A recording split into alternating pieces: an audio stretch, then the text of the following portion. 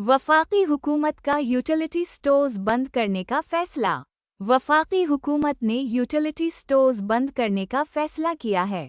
Utility stores इंतज़ामिया के मुताबिक वफाकी हुकूमत ने यूटिलिटी स्टोर्स इंतज़ामिया को 2 हफ्ते का वक्त दिया है, जबकि यूटिलिटी स्टोर्स पर दस्तयाब अशिया पर सब्सिडी पहले ही ख़त्म हो चुकी है।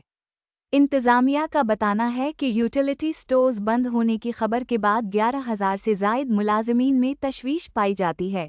6,000 मुस्तकिल जबकि दीगर मुलाज़मीन कंट्रैक्टर और डेली वेजेस पर हैं। यूटिलिटी स्टोर्स इंतज़ामिया का कहना है कि हमें कंपनियों से लेन-देन के मामलात निपटाने के लिए 2 हफ्ते का वक्त दिया गया है।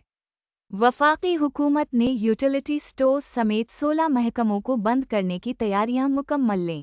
महकमों में Pakistan engineering council, national fertiliser और दीगर शामिल हैं। दूसरी जानिब यूटिलिटी स्टोर्स बंदिश पर 18,000 से ज़ायद मुलाज़मीन ने एहतजाज पर गौर शुरू कर दिया।